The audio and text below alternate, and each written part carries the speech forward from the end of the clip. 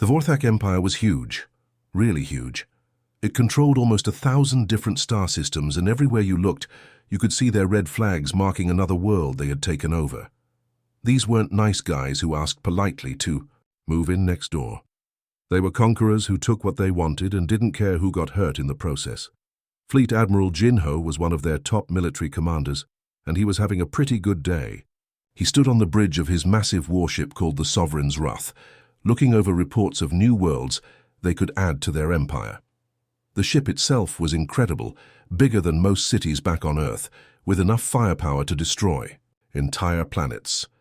Jinho had been doing this job for decades, and he was very good at it. Captain Minji walked up to him with a tablet in her hands. She was his second-in-command and had been working with him for years. "Sir, I've got something interesting here. Our scout ships found another world that looks perfect for us." She touched the screen, and a hologram appeared showing a beautiful blue and green planet spinning slowly in space. "This is Sol 3, she continued, "but the locals call it Earth. We're looking at about 8 billion inhabitants down there. The good news is they're still using primitive rocket ships to get around in space. Nothing that could threaten us." Jinho stepped closer to examine the planet. It really was beautiful. Blue oceans, white clouds, green and brown continents, and ice caps at the top and bottom. It looked exactly like the kind of world the Vorthak Empire loved to colonize. Perfect weather, lots of water, and plenty of space for their own people to spread out and make new homes.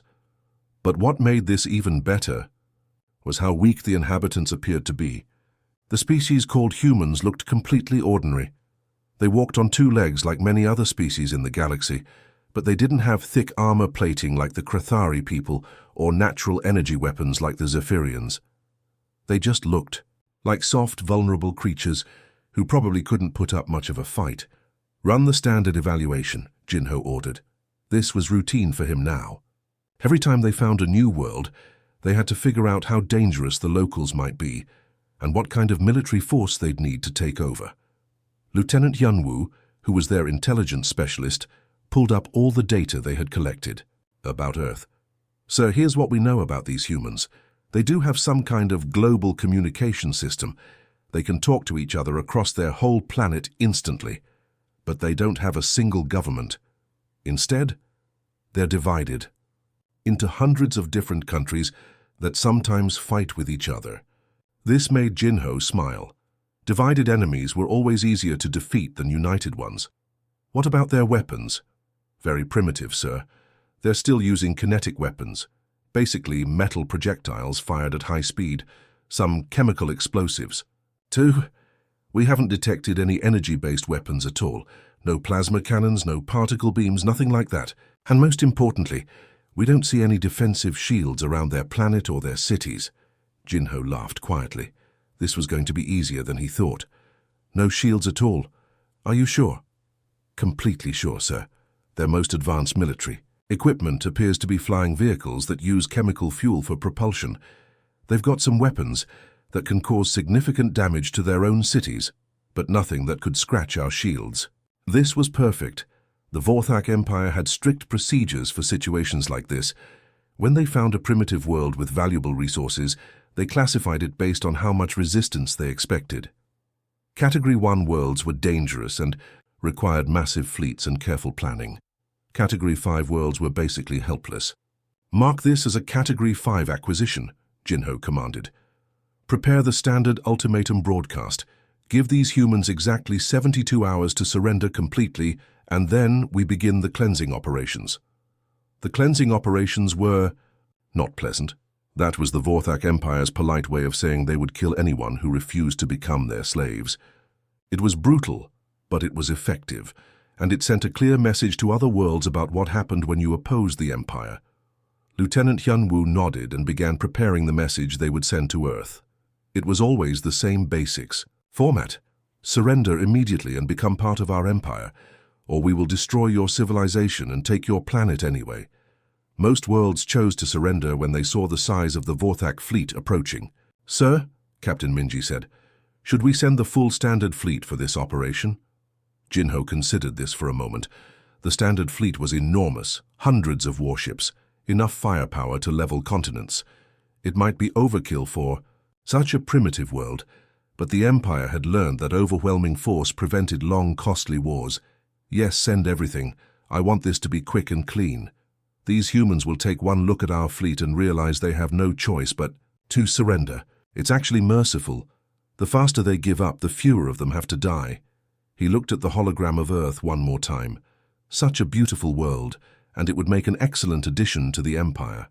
The humans living there had no idea what was coming their way, but soon they would understand that their quiet little planet had caught the attention of the most powerful military force in the galaxy.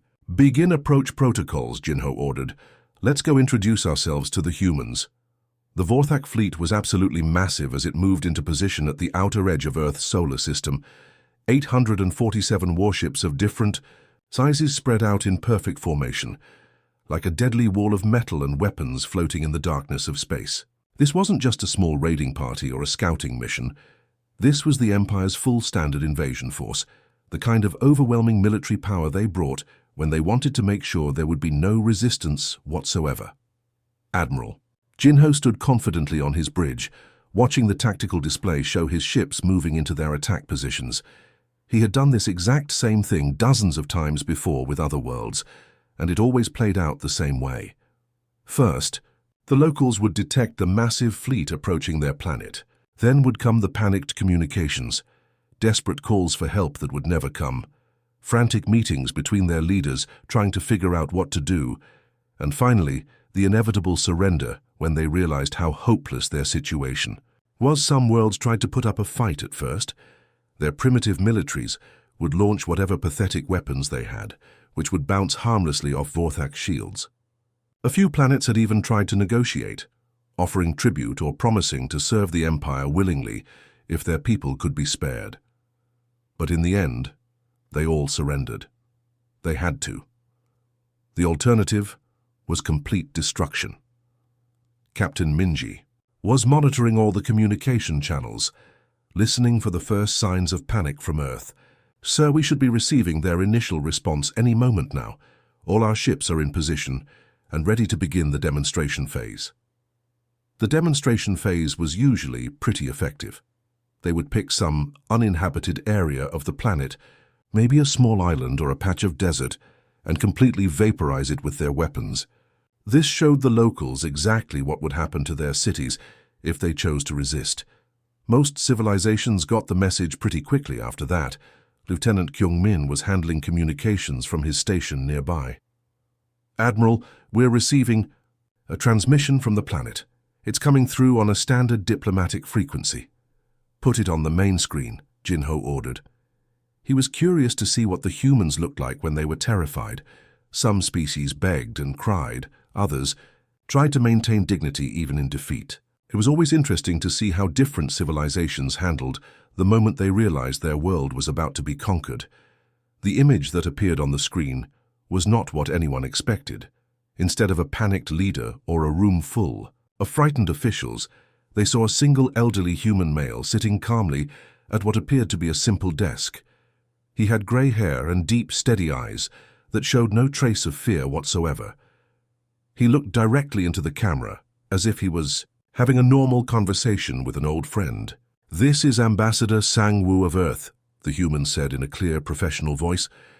There was no trembling, no desperation, no pleading, just a calm, matter-of-fact tone that seemed completely out of place given the circumstances.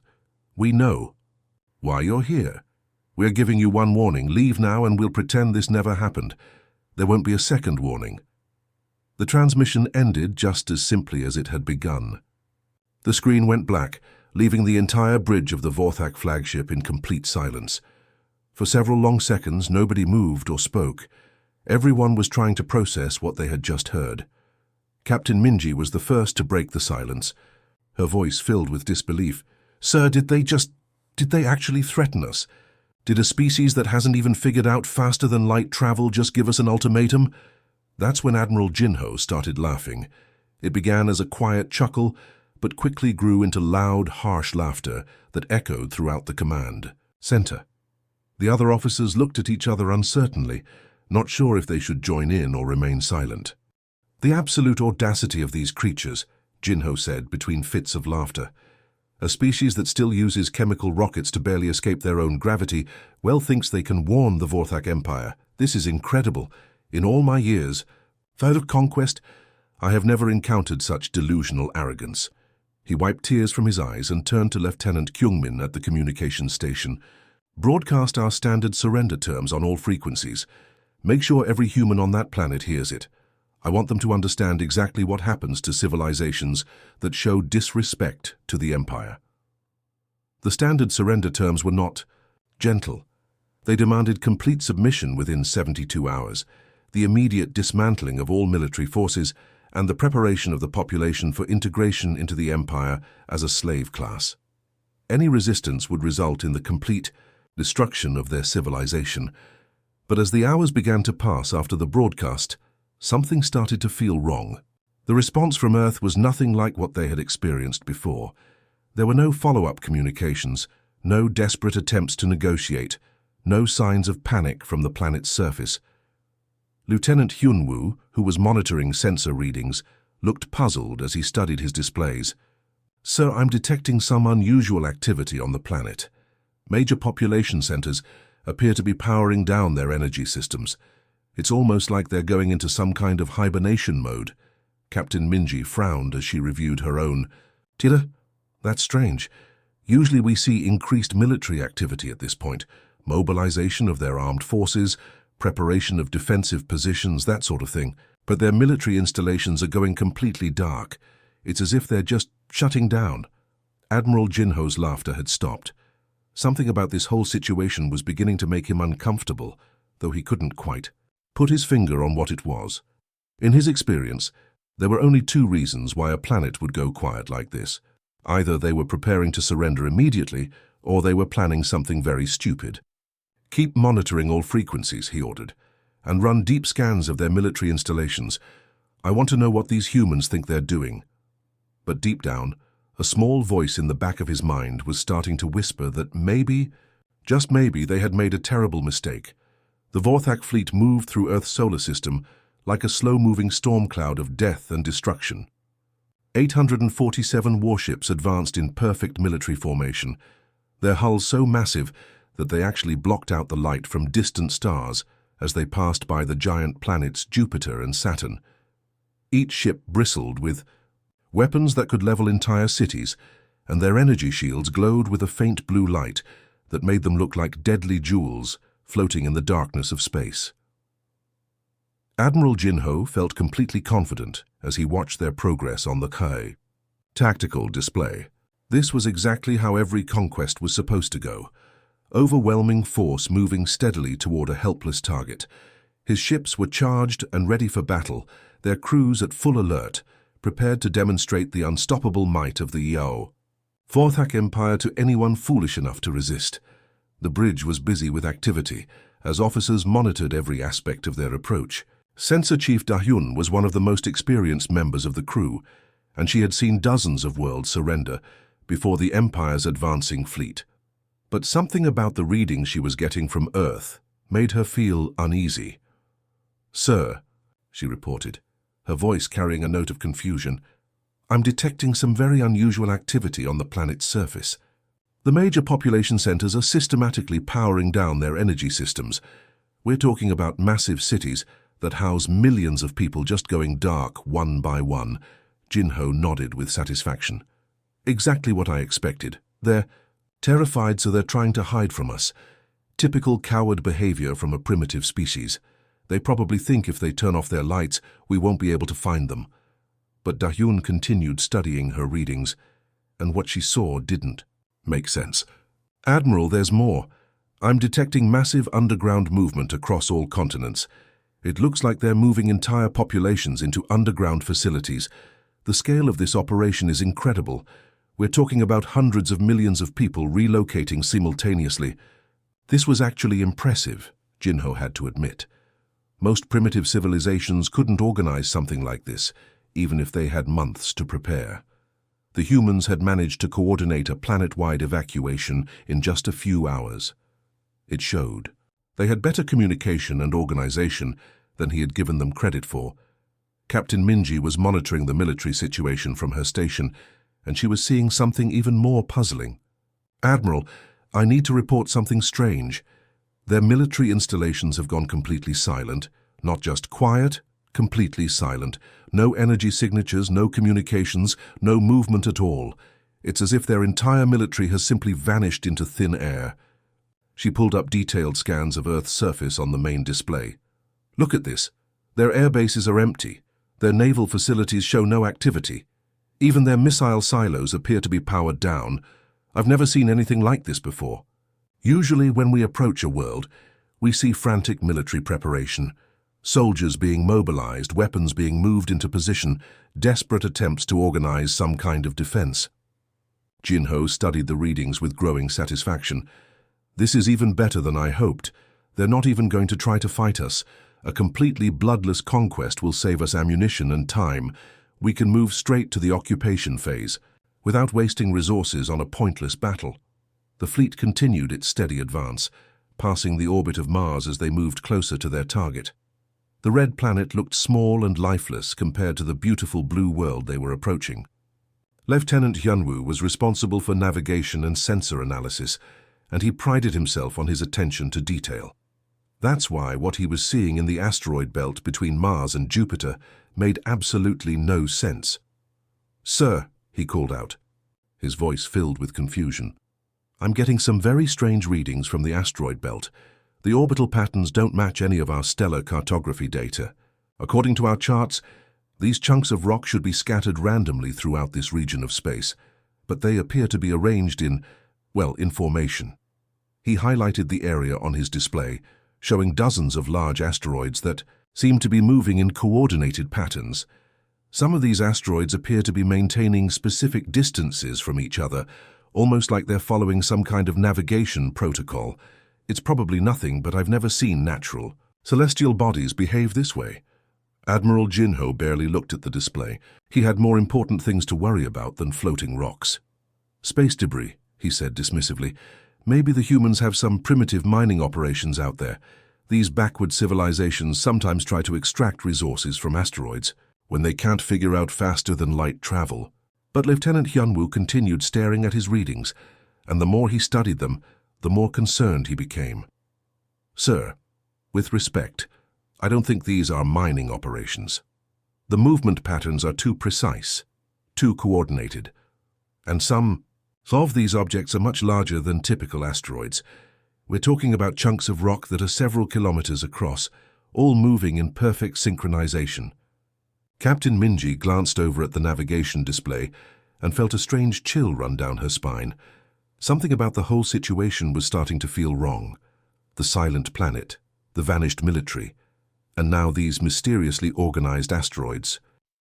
It was like pieces of a puzzle that didn't quite fit together. "Admiral," she said carefully, "perhaps we should run more detailed scans of the asteroid belt before we proceed. If the humans do have some kind of mining operation out there, we should know about it before we get too close to the planet."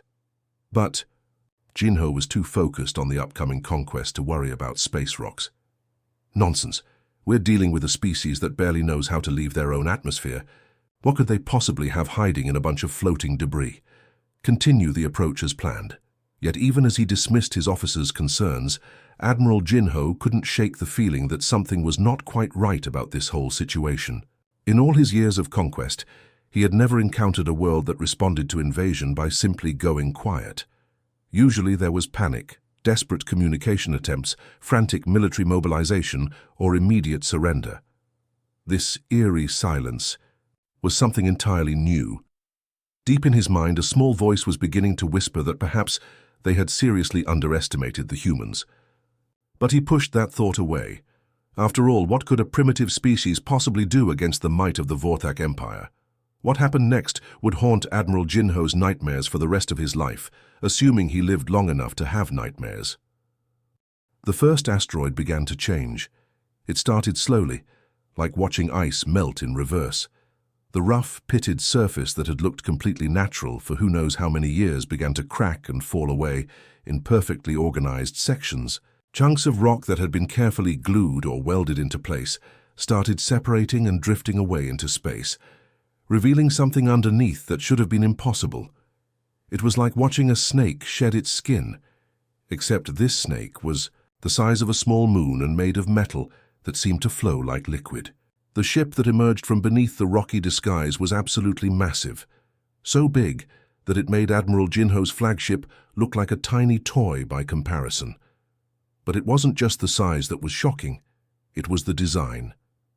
The vessel had smooth, organic curves that seemed to flow from one section to another, without any visible joints or seams. The hull appeared to be made of some kind of metal that actually moved and shifted like it was alive. Weapon systems that looked nothing like anything in Vorthak technology extended from the ship's surface, pulsing with energy signatures that made all the sensors on Jinho's bridge go completely crazy. Captain Minji stared at her displays in complete disbelief. Her hands were shaking as she tried to make sense of what she was seeing. "This is impossible," she whispered, her voice barely audible above the sounds of alarms and warning systems going off throughout the bridge. "Sir, these aren't asteroids, they're ships, hundreds and hundreds of ships." As if her words were a signal, more vessels throughout the asteroid belt began revealing themselves. The transformation was happening everywhere at once. Rocks that had been floating in space for decades, maybe centuries, were shedding their disguises and showing their true nature. Each ship that emerged was a masterpiece of engineering technology that made the advanced Vorthak Empire look like children, playing with primitive toys. Some of the ships were sleek and elegant, built for speed and maneuverability.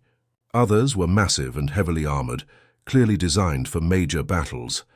A few looked like they might be carriers, capable of holding hundreds of smaller fighter craft, but every single one of them was far more advanced than anything the Vorthak had ever encountered in their conquest of nearly 1,000 star systems.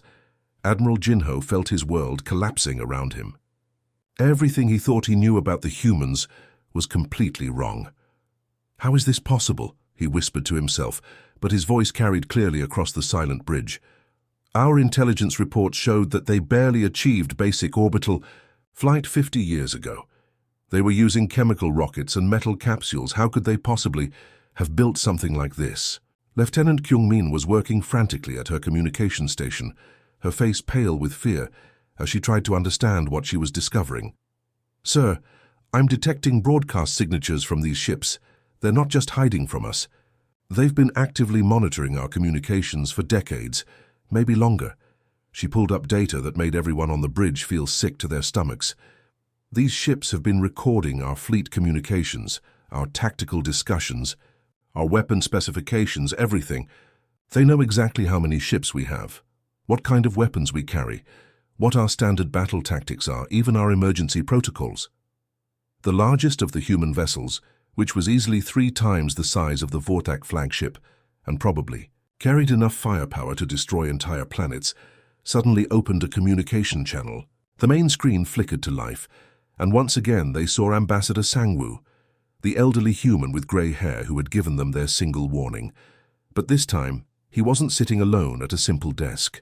Behind him stood a group of humans, wearing military uniforms that looked nothing like the primitive clothing they had expected. These weren't scared primitives begging for mercy. These were professional soldiers with the cold, calculating eyes of people who had been preparing for war for a very long time. The humans in the background weren't just standing around randomly. They were clearly military officers, and they were studying displays and readouts that showed detailed information about every ship in the Vorthak fleet. They knew exactly what they were facing, and from the expressions on their faces, they weren't worried about it at all. Ambassador Sangwoo looked directly into the camera with the same calm, professional demeanor he had shown before. But now there was something else in his eyes, not anger or hatred, but the quiet confidence of someone who held all the cards in a game that his opponents didn't even know they were playing. "Admiral Jinho," Sangwoo said in that same steady voice, "for you were warned." The simple statement hit the Vorthak commander like a physical blow. In that moment he understood that everything had changed. The humans hadn't been helpless primitives cowering before his mighty fleet. They had been patient predators, watching and waiting and preparing for exactly this moment. Lieutenant Hyunwoo, who had been the first to notice the strange asteroid movements, was staring at his sensor readings with growing horror. "Sir, I'm detecting energy signatures from these ships that are off the charts. Some of these vessels are generating more power than our entire fleet combined. Captain Minji was trying to process tactical information, but everything she was seeing defied logic. Admiral, their ship designs don't match anything in our database. We have no idea what their weapons are capable of, what their defensive systems can do, or even how they're managing to move ships this size so quickly. Admiral Jinho realized that he was no longer the hunter in this situation. Somehow, without anyone in the Vorthak Empire realizing it, he had become the prey. The humans had turned their entire solar system into a trap, and he had flown his entire fleet right into the middle of it. The worst part was the growing realization that this hadn't been an accident or a lucky break for the humans. This had been planned carefully and patiently, for years or even decades. While the Vorthak Empire had been celebrating their conquests and expanding their territory, the humans had been quietly building the most advanced fleet anyone had ever seen. And now, with 847 Vorthak ships surrounded by hundreds of superior human vessels, Admiral Jinho was about to learn what happened when you ignored a warning from someone who had been preparing for this moment for a very long time. The battle that followed would be remembered as the shortest and most decisive defeat in Vorthak military history. It lasted exactly 4 hours and 17 minutes, and every second of it was recorded by the humans for reasons that would become terrifyingly clear later. Admiral Jinho had commanded fleets in dozens of battles over his long career. He had seen desperate last stands, brilliant tactical maneuvers, and overwhelming victories, but he had never seen anything like what the human ships were doing. It was as if everything he thought he knew about space combat had suddenly become completely useless. The human vessels moved in ways that should have been impossible. They accelerated so quickly that they should have been crushed by their own momentum, yet they seemed completely unaffected. They turned and twisted through space like fish swimming through water, pulling maneuvers that would have torn apart any normal ship. It was as if the laws of physics that governed the rest of the universe simply didn't apply to them. "How are they doing this?"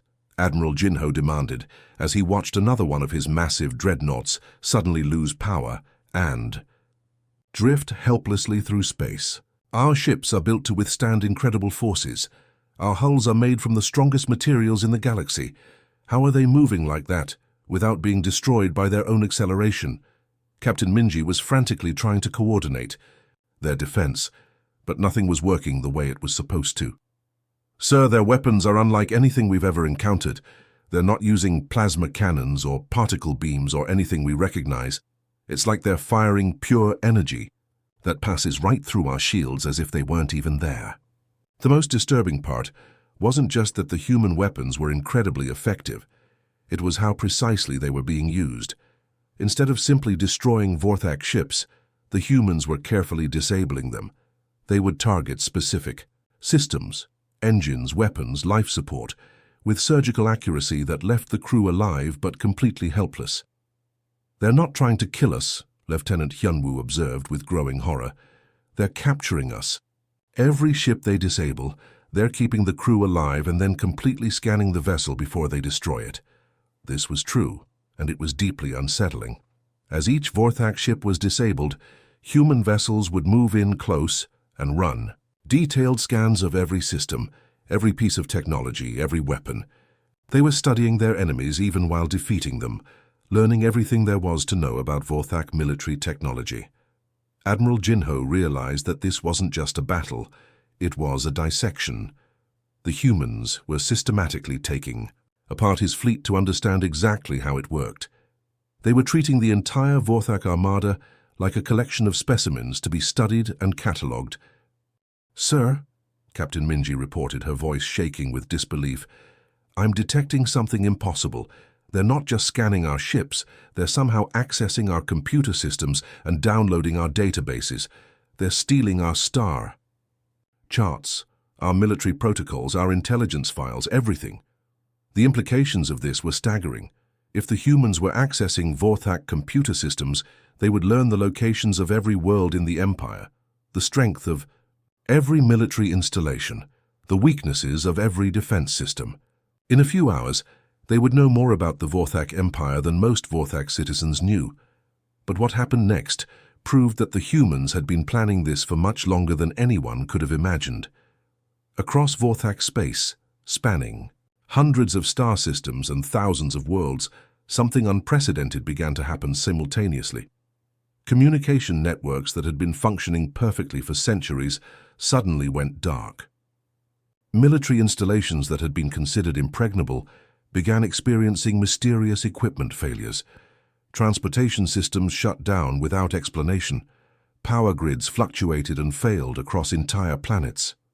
At first, Vorthak officials assumed these were random technical problems or perhaps some kind of coordinated cyber attack. But then the broadcasts began. On every world, in every city, on every communication channel, the same footage began playing simultaneously. It was video of the battle in the Sol system, recorded from multiple angles and showing the complete destruction of the mighty Vorthak fleet. But more than that, it showed how easily the humans had accomplished it. The footage made it clear that this hadn't been a difficult victory or a lucky break. It had been a methodical, planned dismantling of supposedly superior technology. Lieutenant Kyungmin, who had been monitoring communications throughout the battle, made a discovery that chilled everyone to the bone. "Sir, these broadcasts aren't coming from our system. They're originating from inside Vorthak space. Someone has been living among our people and waiting for this moment." The truth was even more shocking than they had imagined. For generations, humans had been quietly infiltrating Vorthak society. They had been living on Empire worlds, working in key positions, and preparing for exactly this moment. When the signal came, they had activated simultaneously across hundreds of star systems. These weren't just spies or saboteurs. They were sleeper agents who had been born and raised in Vorthak territory, who had spent decades learning every detail of Empire society and technology. They knew exactly which systems to target, which installations to disable, and how to broadcast the footage of the fleet's destruction to maximum effect. The message being sent was crystal clear. The Vorthak Empire was not invincible. The supposedly primitive humans had not only defeated their greatest fleet, but had been preparing for this moment for generations. They had been patient, methodical, and incredibly thorough in their planning. Lieutenant Hyunwoo, who was one of the few surviving bridge officers after their flagship was finally disabled, stared at the tactical display in stunned silence. The display showed the scattered remains of what had once been the most powerful fleet in the galaxy, now reduced to floating debris and disabled hulks. "They let us get close on purpose," he whispered, the full scope of what had happened finally becoming clear to him. "This whole system, this whole situation, it was all a trap. They wanted us to come here. They wanted us to bring our entire fleet so they could study it and destroy it all at once." Admiral Jinho, now a prisoner aboard his own disabled flagship, realized that he had been completely outmaneuvered by opponents he had dismissed as primitive. The humans hadn't just defeated the Vorthak Empire, they had humiliated it in front of the entire galaxy. And this was only the beginning. 6 months had passed since the day that changed everything. Historians across the galaxy were already calling it the Sol Incident, though most people simply referred to it as the day the universe turned upside down. What had seemed like a routine conquest by the mighty Vorthak Empire had instead become the catalyst for the greatest political upheaval in galactic history. The Vorthak Empire, which had controlled nearly 1,000 star systems for over 2 centuries, no longer existed as a unified power. In the weeks following the destruction of their fleet, the empire had fractured and collapsed like a house of cards in a hurricane. 17 different regions had declared independence, and more were following suit every day. It wasn't just that the empire had lost a battle. Empires had lost battles before and recovered. What made this different was that the footage of their defeat had been broadcast to every world they controlled, showing in vivid detail how easily their supposedly invincible fleet had been destroyed by a species they had dismissed as primitive. Member. Worlds that had been conquered and oppressed for generations suddenly realized that their masters weren't as powerful as they had claimed to be. If humans could defeat the Empire so decisively, maybe other worlds could win their freedom too.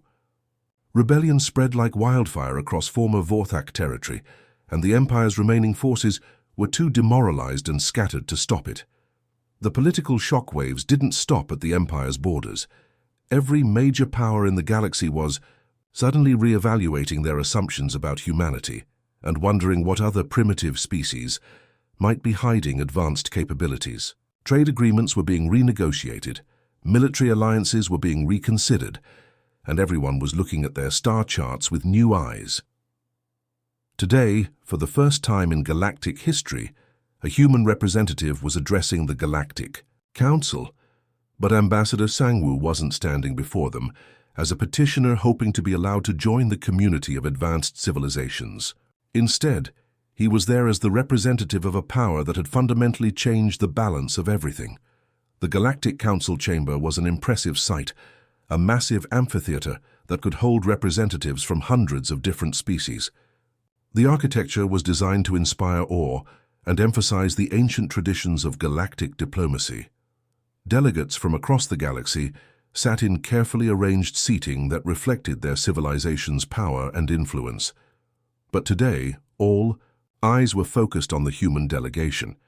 Ambassador Sangwoo stood calmly at the central podium, looking exactly as composed and professional as he had when he delivered humanity's single warning to Admiral Jinho 6 months earlier. He was an elderly man with grey hair and kind eyes, but everyone in the chamber now understood that his calm demeanor hid something far more dangerous than anyone had imagined. Behind him stood Admiral Yunji, a human woman wearing a military uniform. That looked nothing like the primitive equipment the galaxy had expected from humanity. She had been the commanding officer who had orchestrated the destruction of the Vorthak fleet, and her presence sent a clear message that humanity's diplomatic representatives were backed by military power that no one fully understood yet. The human approach has always been simple, Ambassador Sangwoo began, his voice carrying clearly through the vast chamber without any need for amplification systems. We watch, we learn, we prepare, and when it becomes necessary, we act. The simplicity of the statement was somehow more intimidating than any elaborate threat could have been. Every delegate in the chamber understood that they were looking at representatives of a species that had been quietly observing galactic civilization for far longer than anyone had realized. Admiral Yunji stepped forward slightly, her voice calm, but carrying an undertone that made everyone listen very carefully. We gave everyone exactly one warning. The galaxy chose not to listen. Council member Vriksak of the Hegemony, one of the most powerful civilizations in the galaxy, leaned forward in his seat. His species had been part of galactic politics for over 1,000 years, and he had never encountered anything quite like this situation. "How long have you been watching us?" he asked, his voice betraying the nervousness that everyone in the chamber was feeling. Ambassador Sangwoo smiled, and somehow that expression managed to be both warm and genuinely friendly, while also being absolutely terrifying. "Since your first probe entered our system 300 years ago, we've been very patient." The silence that followed was deafening. 300 years. For 3 centuries, while the galaxy had been conducting business as usual, humanity had been quietly watching, learning, and preparing. They had observed every major war, every political alliance, every technological advancement, and every military strategy used by galactic civilization. Delegate after delegate began to understand the full implications of what they were hearing. Humanity hadn't suddenly developed advanced technology in response to the Vorthak threat. They had been building their capabilities for centuries, hiding their true strength while learning everything there was to know about their potential enemies. Council. Member Thixara of the Scientific Consortium, a species known for their analytical nature, spoke up with obvious concern. "Your technology appears to be significantly more advanced than anything we've encountered. How did you achieve such rapid development while remaining undetected?"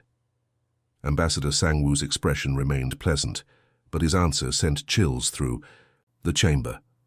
"We had excellent teachers. Every ship that visited our system, every probe that scanned our planet, every diplomatic contact, we learned from all of them. We reverse-engineered your technologies, improved upon them, and developed entirely new capabilities that you never imagined." Admiral Unji added quietly, "We also learned about your military doctrines, your political structures, and your weaknesses. We've been preparing for every possible scenario for 3 centuries." The chamber erupted in quiet conversations as delegates whispered urgently among themselves. Every species present was suddenly wondering what else humanity might know about them, what other capabilities they might be hiding, and what their true intentions might be for the future of galactic civilization. Ambassador Sang-woo raised his hand, and the chamber fell silent again. "We have no desire for conquest or domination. We simply want to be left alone to develop in peace. But we also want it clearly understood that we will no longer tolerate being treated as a primitive species that can be bullied or conquered." He paused, letting his words sink in before continuing. "The Vorthak Empire made the mistake of ignoring our warning. We hope that will be the last time such a mistake is made." The message was crystal clear to everyone present. Humanity had been playing the longest game imaginable, patiently preparing for centuries while allowing the galaxy to underestimate them. Now they had revealed their true capabilities, and the balance of power had shifted permanently. As Ambassador Sang-woo concluded his address and the human delegation prepared to leave, every delegate in the chamber understood that they were witnessing a historical moment. The quiet species from the small blue world in the unremarkable Sol system had just announced that they were now one of the major powers in the galaxy, and they had been preparing for this moment for 300 years.